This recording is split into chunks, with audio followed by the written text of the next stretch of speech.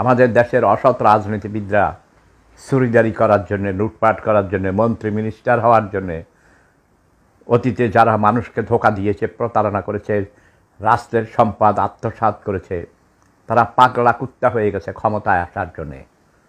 তাদেরকে কোনো সুযোগ দেওয়া হইবে না। কোনো নির্বাচন নেই। নির্বাচন এই দেশে হবে না। নির্বাচন হওয়ার কোনো কারণ নেই। জামাত বিএনপি ঐক্য হচ্ছে, বাংলাদেশের বিএনপি জামাতের মধ্যে আবার কি নির্বাচনী ঐক্য হবে? এ নিয়ে বাংলাদেশের জনমনে বিভিন্ন প্রশ্ন দেখা দিয়েছে। আসসালামু আলাইকুম, আমি আপনাদের কাছে দেখাবো আগামী নির্বাচন নাকি হবে না, কিন্তু কেন, যা জানলে আপনারা অবাক হয়ে যাবেন। তো আজকের এই ভিডিওগুলো অত্যন্ত গুরুত্বপূর্ণ।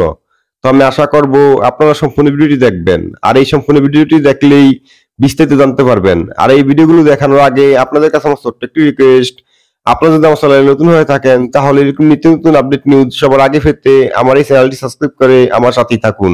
আর এখন চলুন কথা না বাড়িয়ে আমরা এক এক করে ভিডিওগুলো দেখে আসি। আমাদের দেশের অসৎ রাজনীতিবিদরা চুরিদারি করার জন্য, লুটপাট করার জন্য, মন্ত্রী মিনিস্টার হওয়ার জন্য, অতীতে যারা মানুষকে ধোঁকা দিয়েছে, প্রতারণা করেছে, রাষ্ট্রের সম্পদ আত্মসাৎ করেছে, তারা পাগলা কুত্তা হয়ে গেছে ক্ষমতায় আসার জন্যে। তাদেরকে কোনো সুযোগ দেওয়া হইবে না। কোনো নির্বাচন নেই। তোমরা যারা আমাকে ভালোবাসো, আমি তোমাদেরকে অনুরোধ করছি, এই 54 বছরে দেশের কোনো যে পরিমাণ উন্নয়ন হওয়ার কথা ছিল সে পরিমাণে উন্নয়ন হয় নাই। কিছুটা উন্নয়ন হয়েছে শেখ হাসিনার সময়ে, কিন্তু দুর্নীতি বেশি হয়েছে। কাজেই এদের হাতে ক্ষমতা দেয়া যাবে না, যাবে না, যাবে না। অসৎ রাজনীতিবিদ, এরা চাঁদাবাজ, এরা জঘন্যভাবে দেশকে শোষণ করেছে, টাকা আত্মসাৎ করে সেগুলো পাচার করেছে, ব্যাংক লুটপাট করেছে। কাজেই আমি বলবো, হে জনগণ, তোমরা সচেতন হও, তোমরা জেগে উঠো। প্রফেসর মোহাম্মদ ইউনূস সাহেবকে সহযোগিতা করো। তিনি কোনো দুর্নীতি করেন কিনা, তার সরকারে যারা আছে, 8 মাস অতিবাহিত হয়েছে, তাদেরকে তোমরা পর্যবেক্ষণ করো, সহযোগিতা করো, নিজেরা উৎপাদন করো। বিদেশি ইনভেস্টরসদেরকে এনে দেশে কোনো শিল্প করার কোনো প্রয়োজন নেই, আমরা নিজেরা করি। প্রত্যেক উপজেলায় শিল্পনগরী গড়ে তোলো, গ্রামে গঞ্জে কুটির শিল্প গড়ে তোলো, কৃষি খামারকে আরও বেশি, গরু পালন করো, হাঁস মুরগি পালন করো, গবাদি পশু, তারপরে চাষাবাদ করো। যাদের জমি নেই তারা অন্যের জমি বর্গা নিয়ে চাষ করো, খাদ্য উৎপাদন করো, ধান উৎপাদন করো। কাজেই আমি চাই, বিদেশের কাছ থেকে ঋণ নিয়ে জাতিকে ঋণগ্রস্ত করবে না। স্বনির্ভর হও, নিজেরা করো, এর মধ্যে শান্তি আছে। এই যে আমার জীবনে আমি কাউকে বলি নেই আমাকে চাকরি দাও, আমাকে টাকা দাও, আমাকে টাকা দাও, দুবাই যাবো, নাও। আমি হেঁটে হেঁটে ইউরোপে চলে এসেছি এবং কারোর কাছ থেকে ধার করি নাই। বিশ্বাস করো। কিন্তু শত্রুরা আমার এখানে ক্ষতি করেছে, হিংসা করে করে। আমি যত উপরে উঠতে চেয়েছিলাম আমাকে বাধা দিয়েছে, তারপরও আমাকে দাবিয়ে রাখতে পারে নাই। শেফুদা আজ দাঁড়াইলে সারা পৃথিবী শেফুদার পিছনে দাঁড়ায়। আমি বিশ্বের সর্বশ্রেষ্ঠ দার্শনিক, শ্রেষ্ঠ কবি, শ্রেষ্ঠ অভিনেতা, শ্রেষ্ঠ মানবিজ্ঞানী এবং সর্বশ্রেষ্ঠ মোটিভেটর। আমি যে কোনো মানুষকে খুব বেশি হলে 5 মিনিটের মধ্যে তাকে মোটিভেশন দিতে পারি, বুঝাতে পারি। ভালোবেসে ভালোবেসে মানুষের মন জয় করেছি, অস্ত্র দিয়ে নয়। তবে কখনো কখনো ক্রিমিনালদের শব্দ বোমা মেরেছি। শব্দ বোমা মারতে হবে, তোমরাও শব্দ বোমা মারা শিখো। শব্দ বোমা মারলে তো আর কোনো মানুষ হত্যা করা হচ্ছে না, তাই না? কোনো মানুষের ঘর বাড়ি জ্বালিয়ে পুড়িয়ে ছাই করা হচ্ছে না। শুধু কিঞ্চিত শব্দ বোমার আঘাতে তাদের কর্ণ কুহুরে ঢুকিয়ে দিচ্ছি যে মিথ্যা বলিও না, প্রতারণা করিও না, অন্যের সম্পদ আত্মসাৎ করিও না, নারী ধর্ষণ করিও না, ধর্ষণ করে হত্যা করিও না। এই মাত্র দেখেছি বিএনপির লোকেরা আওয়ামী লীগের কোনো পরিবারে গিয়ে হামলা করেছে, চাঁদা দিতে বলেছে। এই বিএনপিরা চাঁদাবাজ, সবচেয়ে বেশি চাঁদাবাজ। আওয়ামী লীগ চাঁদাবাজি করেছে, কিন্তু আওয়ামী লীগ থেকে এরা বেশি, 1000 গুণ বেশি চাঁদাবাজ। কাজেই বিএনপিকে কোনো অবস্থাতেই ক্ষমতা আসতে দেয়া যাবে না, যাবে না, যাবে না। কোনো রাজনীতিবিদদেরকে কোনো ক্ষমতায় আসতে দেয়া যাবে না। বর্তমানে যারা আছে এরা অদলীয়, অরাজনৈতিক লোকজন সরকারে আছে, এবং তাদেরকে কমপক্ষে 5 বছর, আমি বলেছি মহাতেরের মতো, মহাতেরকে অনেকে বলেছে হে বুড়া বেটা পারবে না, তাকে ঠ্যাঙে ধরে নামাইয়া ফেলাও। নও, তিনি মালয়েশিয়াকে পৃথিবীর অন্যতম প্রথম কাতারের অর্থনৈতিকভাবে উন্নত দেশে পরিণত করেছিলেন। আগামী 5 বছর পর এই দিনে তোমরা দেখবে বিদেশ থেকে প্রবাসীরা দেশে ফিরে যাবে এবং অন্য দেশের লোকেরাও বাংলাদেশে কাজ করতে যাবে। আমার একান্ত অনুরোধ, তোমরা কৃষিকে সবচেয়ে বেশি প্রাধান্য দাও। সরকারের দৃষ্টি আকর্ষণ করছি, কৃষি উৎপাদন 3 গুণ করা সম্ভব। অত্যাধুনিক পদ্ধতিতে চাষাবাদ করুন, নতুন প্রজন্মকে আপনারা আধুনিক কৃষক বানান। আমাদের ওই বেকার, শিক্ষিত বেকার তৈরি করে কোনো লাভ নেই। আমাদের দরকার ডাক্তার। 20 কোটি মানুষের দেশে মাত্র 1 লক্ষ ডাক্তার। আমাদের কমপক্ষে 10 লক্ষ ডাক্তার বানাতে হবে আগামী 5 বছরের মধ্যে। অন্তত 1 লক্ষ রোগীর জন্য তো একজন ডাক্তার দরকার, নাকি না? তাহলে কত হয়? ধরো উল্টাপাল্টা করে বলিস, কোনো ব্যাপার না। হ্যাঁ, 1 লক্ষর জন্য একজন হইলেও তো কত ডাক্তার দরকার?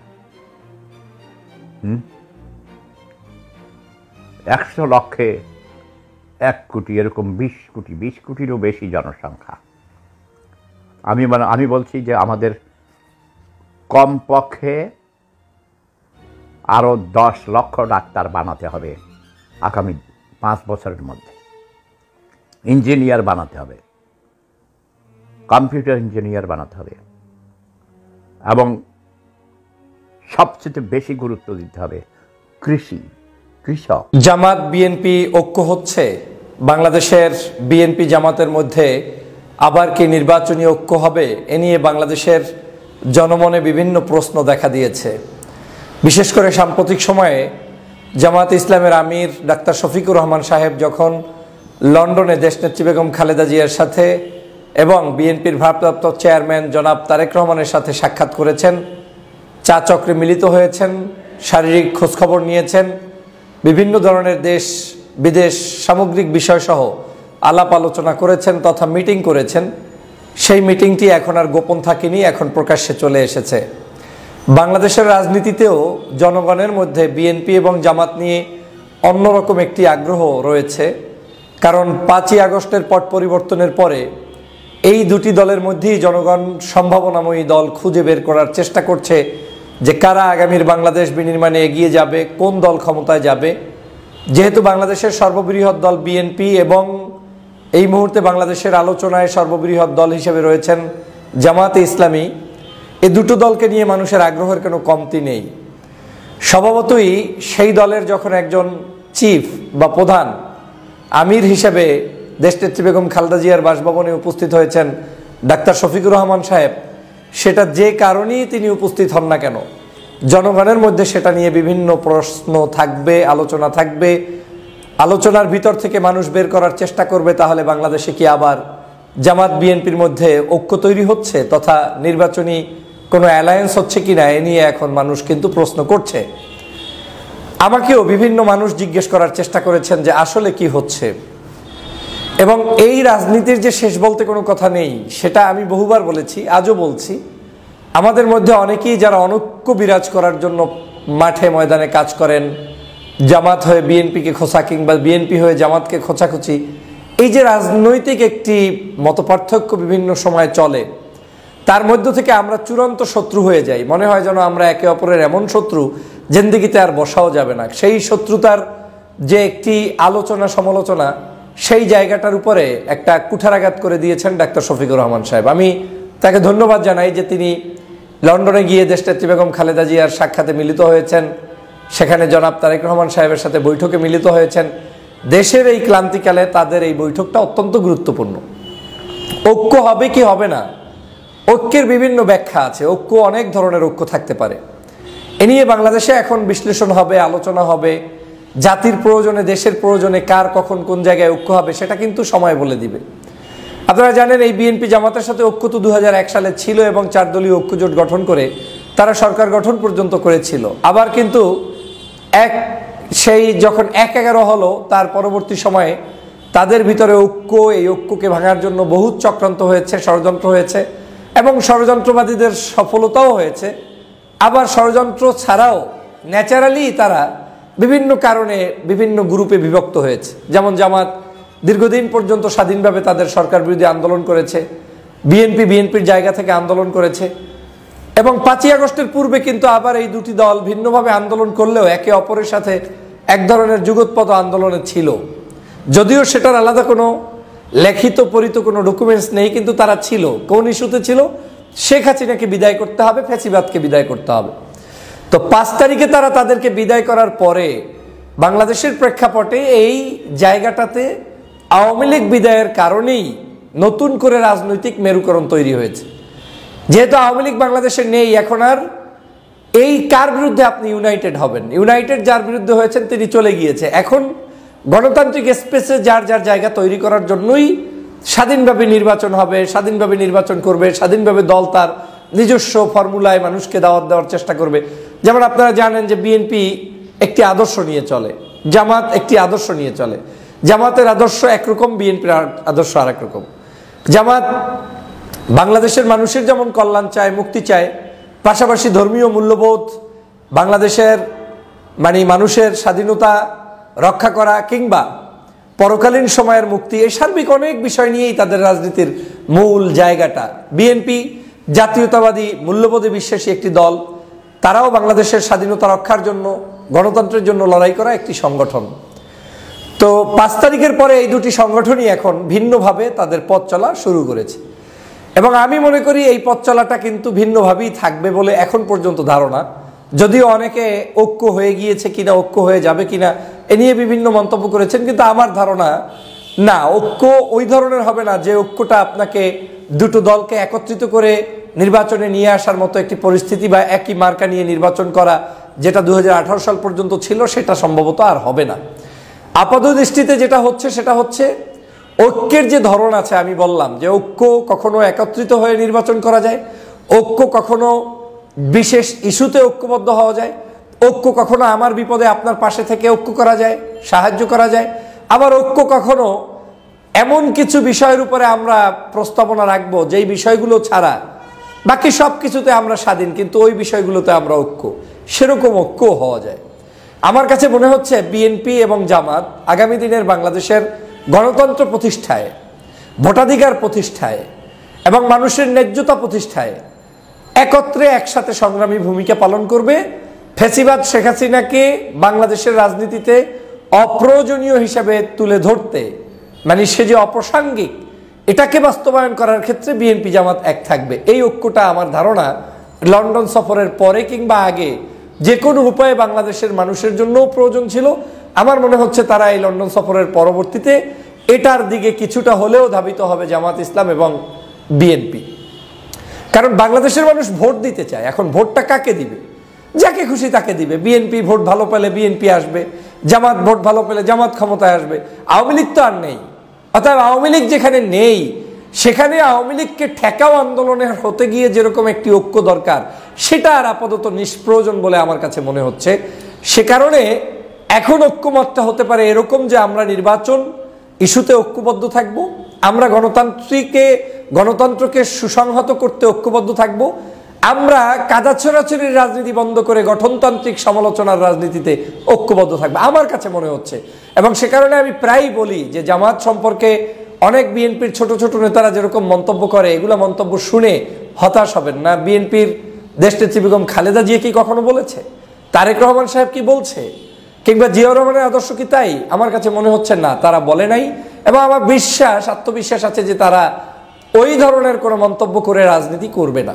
বাট অনেকে কিন্তু করেছে, অনেক ক্ষুদ্র ক্ষুদ্র নেতারাও কিন্তু এমনও মন্তব্য করেছে যেগুলো বাংলাদেশের রাজনীতিতে অনৈক্য সৃষ্টি করে। যেমন রাজাকার ট্যাগ লাগানো, মুক্তিযুদ্ধের সেই সময়ের ইতিহাস তুলে নতুন করে আবার শেখ হাসিনার মতো বিভাজন তৈরি করে তাদেরকে বিচারের কাঠগড়ায় নিয়ে আসো, যেটা সম্পূর্ণ আওয়ামী চরিত্রের মতো, যেটা দুই একজন বিএনপি নেতারা করেছেন।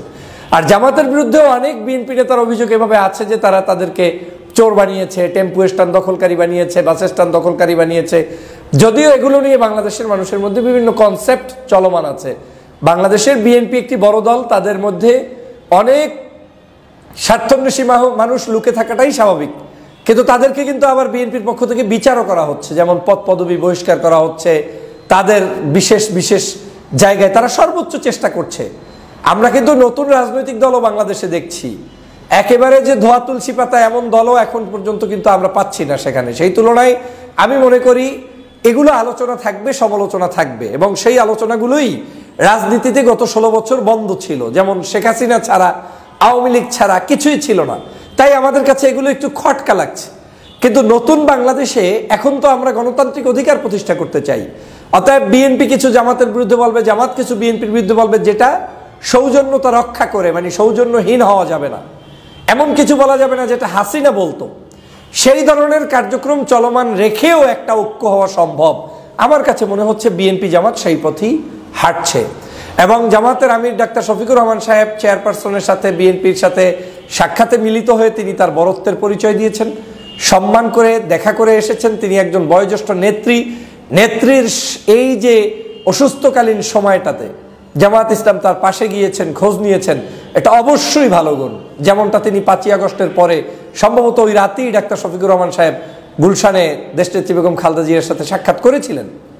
তো আমার কাছে বাংলাদেশের আগামীর রাজনীতিতে যেটা মনে হচ্ছে আজকের মতো পর্যন্ত, আজকের দিন পর্যন্ত লেটেস্ট আপডেটে যেটা মনে হচ্ছে, বিএনপি জামাতের নির্বাচনী কোনো ঐক্য হবে না। জোট দুইটা হতে পারে বাংলাদেশে, একটা জামাত কেন্দ্রিক বাংলাদেশের ইসলামী আন্দোলন সহ বেশ কয়েকটি ইসলামিক এবং আরো কিছু জেনারেল শিক্ষিত দল থাকতে পারে, তাদেরকে নিয়ে একটা বড় জোট।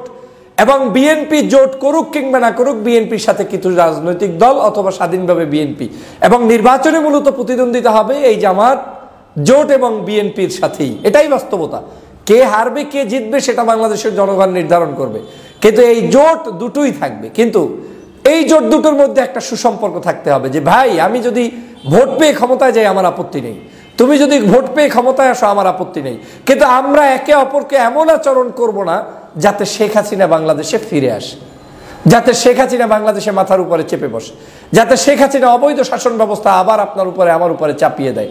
আমার বিশ্বাস বিএনপি জামাত সেই জায়গায় সতর্ক অবস্থানে থাকবে, এবং জামাত বিএনপির এই সতর্ক অবস্থানটা আমাদের দেশের জন্য অত্যন্ত গুরুত্বপূর্ণ। আমি সবসময় ঐক্যের কথা বলি, জাতীয় ঐক্যের কথা বলি। কেন বলি? ঐক্যবদ্ধ ছাড়া একটি জাতি সুষ্ঠু সুন্দর থাকতে পারে না। আপনাদের কামড়াকামড়ি কিংবা একে অপরের মধ্যে বিভাজন কিংবা বক্তব্য, এগুলোকে জাতিকে বড় ধরনের বিভাজন তৈরি করে, এবং জনগণ তাতে হতাশ হয় যে আমরা কি চাচ্ছি, কি হচ্ছে। জনগণ চাচ্ছে বাংলাদেশের শান্তি, জনগণ চাচ্ছে ক্ষমতায় যেই আসেন আপনি একটু নিরাপদে ঘুমাইতে দেন। চুরি ডাকাতি রাহাজানি হত্যা সন্ত্রাস মুক্ত একটি দেশ জনগণ চায়। অতএব জনগণকে সেই জায়গায় আস্থাশীল করতে হলে আমাদেরকে সংযমী হতে হবে, ভদ্রতায় আমাদের ভালো অবস্থানে থাকতে হবে, একে অপরের মধ্যে সমঝোতা থাকতে হবে, সৌজন্যবোধ থাকতে হবে, জাতীয় ঐক্যমত গঠন করতে হবে। প্রিয় দেশবাসী, আপনারা জানেন বিএনপি ডিসেম্বরে নির্বাচন চায়। জামাত ইসলামও তাদের মতামত প্রকাশ করেছে যে ডক্টর মোহাম্মদ ইউনূস যত দ্রুত সম্ভব নির্বাচন দিলে ভালো হয়, তাতে যদি রোজার আগে দিতে পারে তা আরো ভালো, বর্ষার সিজনে না দিয়ে। তো এই যে এক ধরনের মানে ধারা তৈরি হচ্ছে, আমাদের মধ্যে কথার পার্থক্য কিন্তু দূর হয়ে যাচ্ছে, আমাদের মধ্যে কিন্তু একটা থিম নিয়ে আগাচ্ছে, একটা ভিশন নিয়ে সবাই কাজ করছে। আমি চাই এরকম ভিশন নিয়েই আমাদের পথ চলুক। বাংলাদেশের মানুষকে আপনারা আমাদেরকে স্বস্তিতে রাখবেন।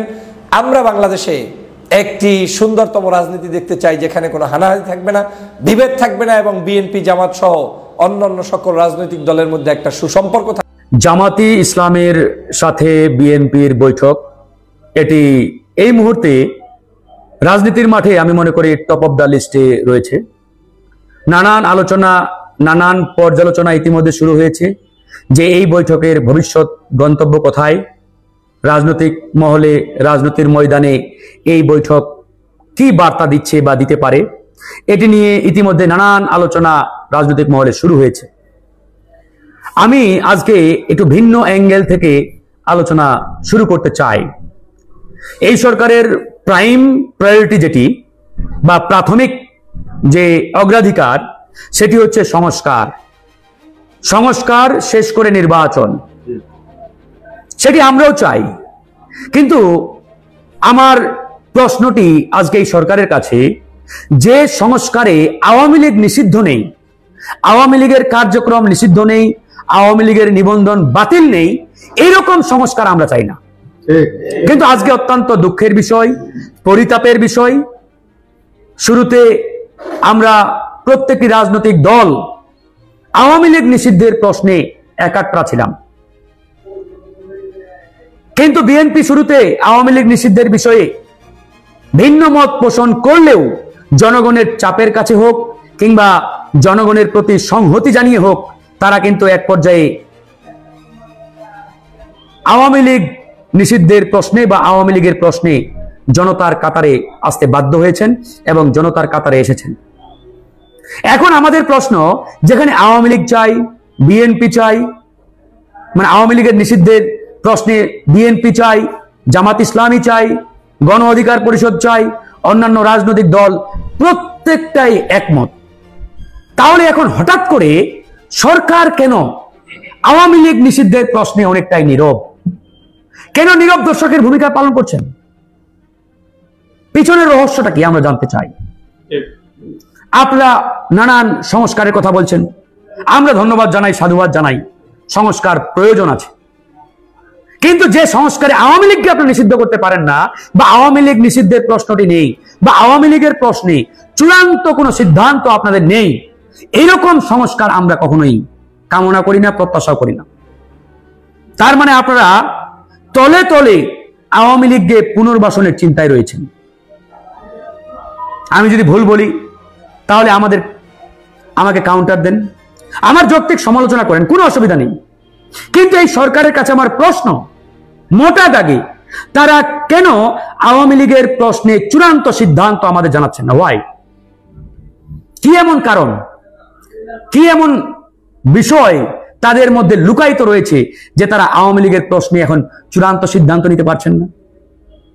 কিছুদিন আগে তারা বারবার বলার চেষ্টা করলেন বিএনপি বাধা দিচ্ছে বা বিএনপি চায় না আওয়ামী লীগ নিষিদ্ধ হোক। এখন তো বিএনপির পরিষ্কার স্ট্যান্ড, বিএনপির পক্ষ থেকে স্পষ্ট বলা হয়েছে আওয়ামী লীগের প্রশ্নে তারা জনগণ যা চায় সেটাই তাদের মতামত, অর্থাৎ জনগণ চায় আওয়ামী লীগ নিষিদ্ধকরণ বা আওয়ামী লীগের নিবন্ধন বাতিল, তারাও চায়। জামাত ইসলাম চাই, আমরা গণ অধিকার পরিষদ চাই, দেশের মানুষ চাই, সব রাজনৈতিক দল চাই। তাহলে এখন হঠাৎ করে সরকার কেন পল্টি মারলেন? এই প্রশ্নটি এই সরকারের কাছে আমরা জানতে চাই। গতকালকেও একই কথা বলেছি। আজকে দেখেন বিএনপির নেতা এম ইলিয়াস আলী, বিএনপির বর্ষিয়ান রাজনীতিবিদ বলা যায়, সাংগঠনিক সম্পাদক ছিলেন সিলেট অঞ্চলে, এবং আমরা যতটুকু জানি এম ইলিয়াস আলী ছিলেন ভারতের প্রশ্নে একজন নিবেদিত প্রাণ, কট্টর ইন্ডিয়া বিরোধী সৈনিক ছিলেন বিএনপির মধ্যে এম ইলিয়াস আলী। এজন্য দলীয় ফোরামে অনেক সময় ইলিয়াস আলীকে নানান চাপের মুখোমুখি হতে হয়েছে।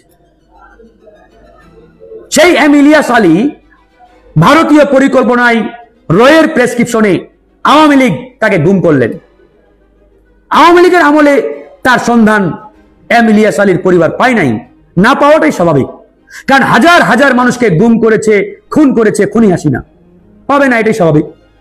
কিন্তু 5 আগস্টের বিপ্লবের পরে আজকের এই স্বাধীন বাংলাদেশে এম ইলিয়াস আলী কোথায়, এই উত্তর এই সরকার কেন দিতে পারে না? কেন এই সরকারের গোয়েন্দা বাহিনী, আইন শৃঙ্খলা বাহিনী বলতে পারে না যে এম ইলিয়াস আলী মারা গেছে বা মেরে ফেলা হয়েছে বা ইত্যাদি ইত্যাদি? তার তো একটা পরিষ্কার উত্তর দিতে হবে নাকি? আজ পর্যন্ত এই সরকারের কোন বাহিনী এম ইলিয়াস আলীর বিষয়ে কোন পরিষ্কার কথা বা সিদ্ধান্ত বা উত্তর তারা দিতে পারে নাই। এম ইলিয়াস আলীর স্ত্রী আপনার ওই রুজদির লুনা সম্ভবত, তিনি দাঁড়ে দাঁড়ে ঘুরছেন এখন এই মুহূর্তে। আপনি কি চিন্তা করতে পেরেছেন? হাসিনার আমলে আমরা দেখেছি কেউ গুম হলে তার পরিবারের সদস্যরা ডিবি, এসবি, গোয়েন্দা বাহিনী, সরকারের বিভিন্ন মন্ত্রীর বাড়ি বাড়ি তারা দাঁড়ে দাঁড়ে ঘুরিয়েছেন তাদের পরিবারের সদস্যদের খোঁজে। কিন্তু এই 5ই আগস্টের পরে এরকম একটা পরিবেশে এখনো কোনো মানুষকে তার স্বজনের সন্ধানে দাঁড়ে দাঁড়ে ঘুরতে হবে, এর চাইতে লজ্জার আর কি আছে বলুন তো? এবার আসেন জামাত ইসলামের নেতা মাওলানা এটিএম আজহারুল ইসলাম, একজন বর্ষিয়ান রাজনীতিবিদ, বয়োজ্যেষ্ঠ আলেম। এই আলেম এখন পর্যন্ত কারাগারে কিভাবে থাকে আপনারা বলেন? অনেক বড় বড় নেতা নেত্রী তারা মওকুফ পেয়ে গেছেন, মামলা প্রত্যাহার হয়েছে। আমরা সাধুবাদ জানিয়েছি, হওয়াটাই উচিত। কারণ বিগত ফ্যাসিস্ট হাসিনার আমলে যারা মিথ্যা বানোয়াট ভিত্তিহীন মামলায় বছরের পর বছর কারাগারে বন্দী ছিলেন তাদেরকে তো আসলে আমরা আর ওই পূর্বের সময়টা ফিরিয়ে দিতে পারবো না। অন্তত তাদেরকে মুক্তি দিয়ে রাষ্ট্র একটা সম্মান জানাতে পারে। অনেকের ক্ষেত্রে সেটা হয়েছে, কিন্তু জামাতের শীর্ষ নেতা এটিএম আজহারুল ইসলাম, খুব সম্ভবত তার বয়স 80-র উপরে, এরকম একজন বয়োজ্যেষ্ঠ আলেম এখনো কারাগারে। আপনারাই চিন্তা করেন তিনি কেন এখনো কারাগারে থাকবেন? কার আমলে মামলা খেয়েছিলেন? হাসিনার আমলে। আর হাসিনা যাদেরকে মামলায় ঢুকিয়েছিলেন এরা কি আপনার মনে হয় আসলে অপরাধী? আপনাদের কি মনে হয়? হাসিনা যাদেরকে মিথ্যা বানোয়াট মামলায় কারাগারে বন্দী করেছিলেন এরা প্রত্যেকেই মাজলুম। তাহলে আজকের এই বাংলাদেশে জামাতের নেতা এটিএম আজহারুল ইসলাম কেন মুক্তি পাবে না? কেন জামাতের নেতা আজহারুল ইসলাম এখনো কারাগারে? এই উত্তর এই সরকারকে দিতে হবে। এই সরকার আজ পর্যন্ত দিতে পারে নাই। আজ পর্যন্ত এই সরকারের কাছে উত্তর নেই। বিএনপির নেতা ইলিয়াস আলীর পক্ষে আমরা অনেক কথা বলেছি, বক্তৃতা, বিবৃতি, সভা, সমাবেশ, সব জায়গায় আমরা বলেছি যে জামাতের নেতা এবং বিএনপির নেতা এম ইলিয়াস আলী তার সন্ধান চাই, জামাতের নেতাদের মুক্তি চাই। এই কথাগুলো গণ অধিকার পরিষদে কিন্তু সেই হাসিনার দুঃশাসনকাল থেকে বলে আসছে। এই কথাগুলো এই জন্যই বলছি, আপনারা সংস্কার সংস্কার শব্দ তুলে আমাদের কান ঝালাপালা করে দিচ্ছেন। আমরা সংস্কার চাই, আমরা সংস্কারের পক্ষে, কিন্তু বাস্তবিক অর্থে আপনারা যে কায়দায় সংস্কার করতে চাচ্ছেন এটা আপনাদের অশুভ ফায়দা লুটার ধান্দা মনে হচ্ছে আমাদের কাছে। তা না হলে আপনাদের সংস্কার শুরু হতো আওয়ামী লীগের নিষিদ্ধের মাধ্যমে। আওয়ামী লীগের কার্যক্রম নিষিদ্ধের মাধ্যমে আপনাদের সংস্কার প্রক্রিয়া শুরু হওয়ার কথা। কিন্তু আজ পর্যন্ত আমরা এই সরকারের দায়িত্বশীলদের মুখে আওয়ামী লীগের প্রশ্নে চূড়ান্ত কোনো উত্তর পাই নাই। বরং এই সরকারের কতিপয় উপদেষ্টা প্রত্যক্ষ কিংবা পরোক্ষভাবে আওয়ামী লীগকে রাজনীতিতে পুনঃপ্রতিষ্ঠার একটা চেষ্টা তারা অব্যাহত রেখেছেন। এবার আসেন আরেকটা গুরুত্বপূর্ণ পয়েন্ট। এই যে বর্তমান সরকার, এই সরকারকে আমরা বলি ছাত্র জনতার সমর্থিত সরকার, নাকি? মানে কোন রাজনৈতিক সরকার না এটা, এই তো। তো সত্যিকার অর্থে যদি ছাত্র জনতার সমর্থিত সরকার হয়ে থাকে তাহলে এই মুহূর্তে এই অন্তর্বর্তীকালীন সরকারে একটা নির্দিষ্ট রাজনৈতিক দলের 2 জন অ্যাডভাইজার আছেন, মানে উপদেষ্টা আছে। না না, ছাত্র প্রতিনিধি তখন পর্যন্ত ছিল যখন পর্যন্ত তারা রাজনৈতিক দল গঠন করেননি। মানে রাজনৈতিক দল গঠনের আগ পর্যন্ত তারা ছাত্র প্রতিনিধি ছিল। যখনই তারা রাজনৈতিক দল ঘোষণা করেছেন ঠিক তখন থেকেই ছাত্র প্রতিনিধি হিসাবে তারা আর বিবেচিত হবেন না, তারা এখন একটা দলের। তাহলে এখন আমার প্রশ্ন, যদি এই সরকারে একটা দলের 2 জন অ্যাডভাইজার থাকে তাহলে বাকি যে দলগুলো এই বিপ্লবে অংশগ্রহণ করেছেন, লড়াই করেছেন, জীবন দিয়েছেন, তাদের অংশগ্রহণ কোথায়? আমার দলের অংশগ্রহণ কোথায়? আমার দল থেকে 12 জন শহীদ হয়েছেন এই আন্দোলনে। আমার দল থেকে অ্যাডভাইজার কোথায়? বিএনপি থেকে কোথায় অ্যাডভাইজার? জামাত থেকে কোথায় অ্যাডভাইজার?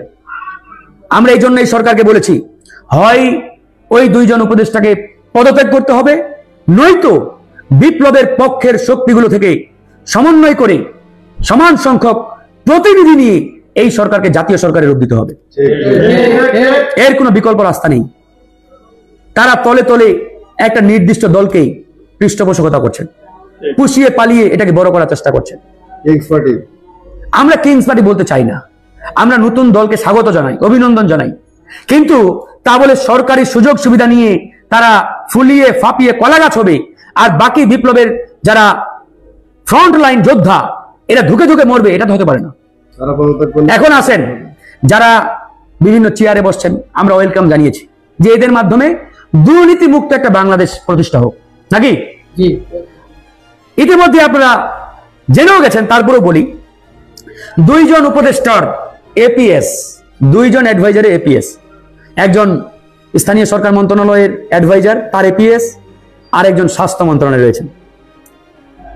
এই স্থানীয় সরকার মন্ত্রণালয়ের যে উপদেষ্টা তার এপিএস কে নাকি বহিষ্কার করা হয়েছে গোপনে। কেন জানেন?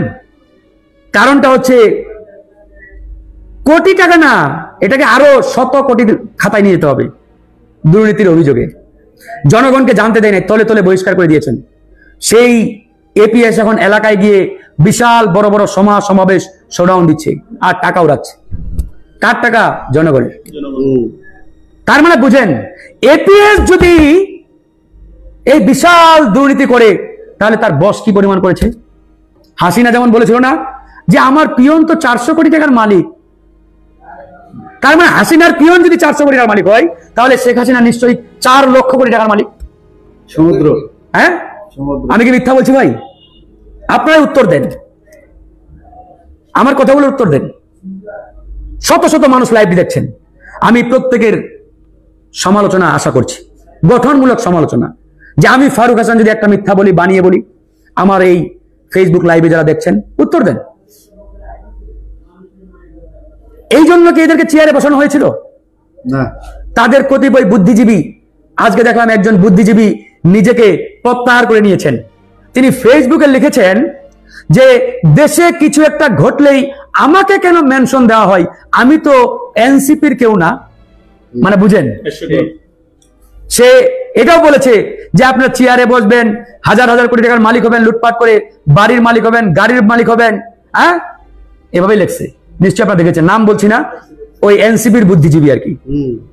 তার মানে তারা টের পাচ্ছে ভাই আমরাও তাদের ভালো চাই, এখনো চাই, কিন্তু তা বলে চেয়ারে বসে লুটপাট হবে, ওই আওয়ামী লীগের কায়দায় আবার দেশকে মানে একটা স্বর্গরাজ্য বানানোর চেষ্টা চলবে, এটা তো আমরা মেনে নিব না।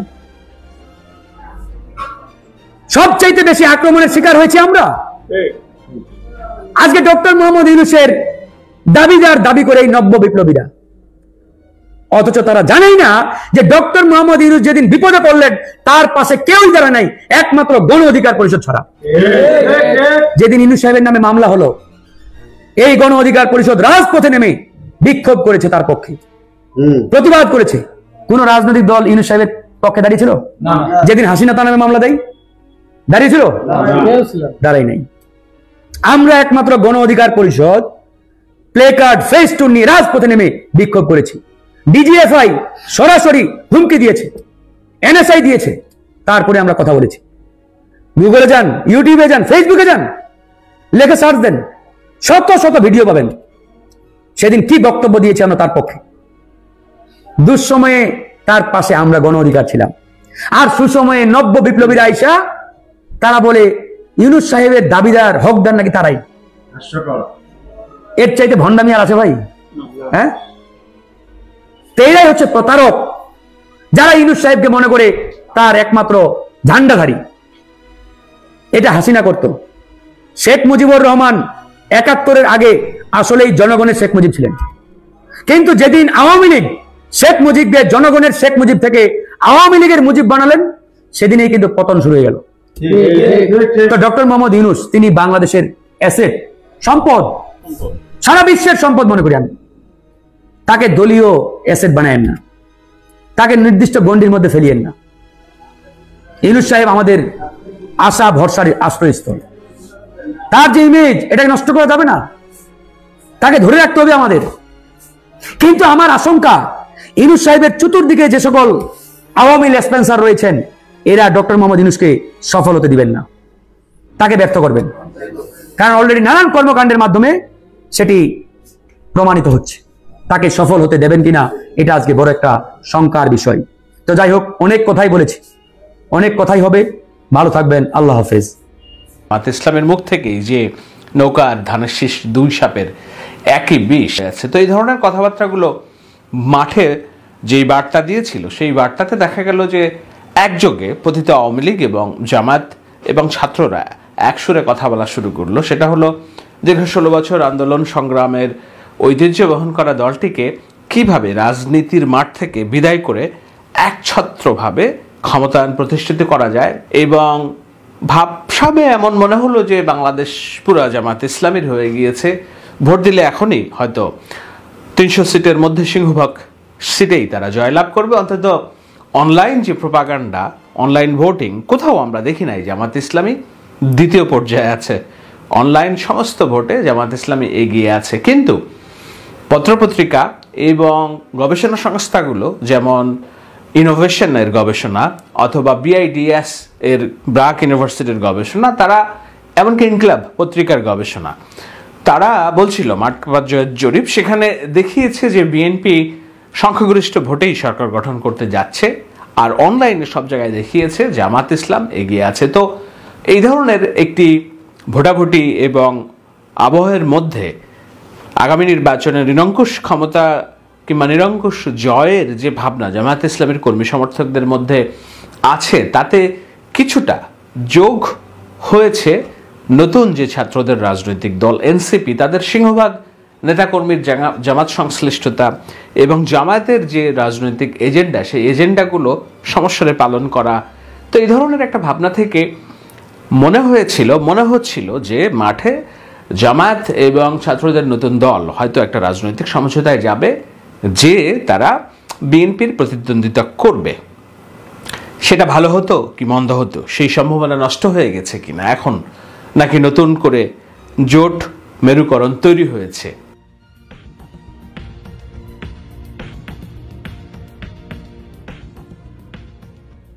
আমার মনে হয় এই যে বৈঠকটি হলো, এটি প্রথমত একটি সৌজন্য সাক্ষাৎ এবং রাজনৈতিক শিষ্টাচার প্রদর্শন। কিন্তু রাজনৈতিক শিষ্টাচার প্রদর্শন হইলেও এর মধ্য দিয়ে যেসব বিষয়গুলো আলোচনা দুটি রাজনৈতিক দলের শীর্ষ নেতৃবৃন্দ একসাথে হলে হয়, তার সবকিছুই হয়েছে বলেই আমার পূর্বানুমান। সেই আলোচনার মধ্যে একটি বিষয় হলো জোট হবে কিনা। আমার হিসেবে বিএনপির সাথে জামাতের জোট হওয়ার কোনো সম্ভাবনা নেই আগামী নির্বাচনে।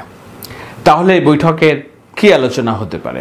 আলোচনা যেটা হতে পারে সেটি হলো ভোট একসাথে করা, জোট নয়, ভোটটি একসাথে করা এবং দ্রুত করা। কেন দ্রুত করা? বর্তমান সরকার নির্বাচনে অনিচ্ছুক একটি সরকার। শুরুতেই আমি অন্য একটি ভিডিওতে হয়তো ব্যাখ্যা করব কেন নির্বাচনে অনিচ্ছুক সরকার। আমি বলেছি নির্বাচন নিয়ে বিএনপি যতটা স্পষ্ট অবস্থান যে ডিসেম্বরেই ভোট দিতে হবে, জামাতের অবস্থান অতটা স্পষ্ট না। তারা বলছে প্রয়োজনীয় সংস্কার শেষে দ্রুততার মধ্যে নির্বাচন, আবার সংস্কার হতে হবে, এটিও তাদের চাওয়া। সুতরাং নির্বাচনের দিনক্ষণ নিয়ে তাদের খুব বেশি তাড়া নেই।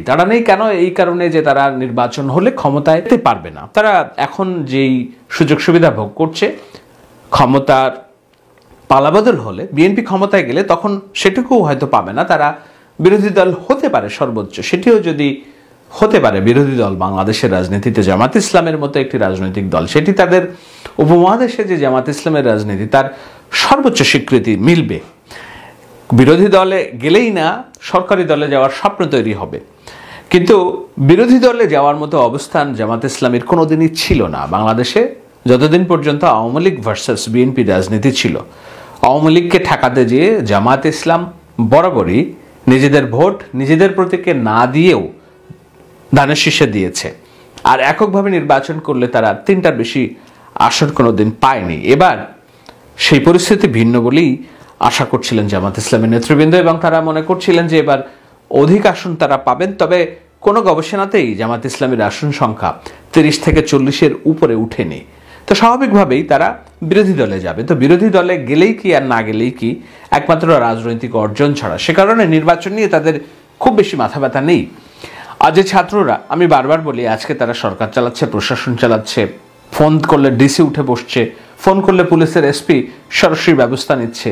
আজকে নির্বাচন হয়ে কালকে যদি অন্য দল ক্ষমতায় আসে, এরা শুধু 3 নাম্বার বাচ্চাই হবে না, বরঞ্চ এই যে 7-8 মাস, 1 বছর 1.5 বছর ধরে তাদের যেসব দুর্নীতির কথিত অভিযোগ, তাদের অনিয়ম, তাদের নানানবিধ অভিযোগ, গোয়েন্দা তথ্য, এগুলো তখন বিচার কাজ হিসেবে সামনে চলে আসবে। সুতরাং কে চায় এই ধরনের একটি প্রতিকূল পরিবেশের মধ্যে পড়তে? সুতরাং ছাত্ররা নির্বাচন চায় না, জামাত নির্বাচন চায় না, একমাত্র বিএনপি নির্বাচন চায়।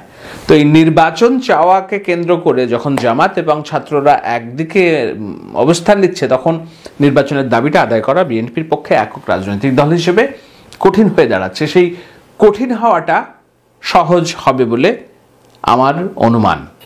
আমার বিশ্লেষণে সেটাই বলে যে এই যে খালেদা জিয়া এবং ডক্টর শফিকুর রহমানের সাথে যে বৈঠক হলো, সেখানে জোট কেন্দ্রিক আলোচনা হয়নি, হয়েছে ভোট কেন্দ্রিক আলোচনা। অর্থাৎ ভোটের দাবিটাকে কিভাবে সমস্যায় তোলা যায়, কেননা এই ভোটের দাবিতেই এই দুটি রাজনৈতিক দল যুগপৎ আন্দোলন করছিল মাঠে। 5 তারিখের পর থেকে যেটি ছেদ হয়ে যায়, এখন আবার সেটি নতুন করে সামনে জোড়া লাগতে পারে। মাঠের বৈরিতাও হয়তো কিছুটা কমতে পারে, কিন্তু একেবারেই কমবে না, কেননা ভোটের হলেও জোট হবে না। তো জোট না হলে পক্ষ এবং বিপক্ষ কারা থাকবে? তো আমি আশা করছি আপনারা সম্পূর্ণ ভিডিওটি দেখেছেন। তো আপনাদের যদি এই বিষয়টি নিয়ে কোনো মতামত থাকে আমাকে অবশ্যই কমেন্টে জানাবেন। আর আপনারা যদি আমার চ্যানেলে নতুন হয়ে থাকেন তাহলে আমার এই চ্যানেলটি সাবস্ক্রাইব করে আমার সাথেই থাকুন। তো দেখা হচ্ছে পরবর্তী ভিডিওতে। সে পর্যন্ত সবাই ভালো থাকবেন, সুস্থ থাকবেন। আল্লাহ হাফেজ।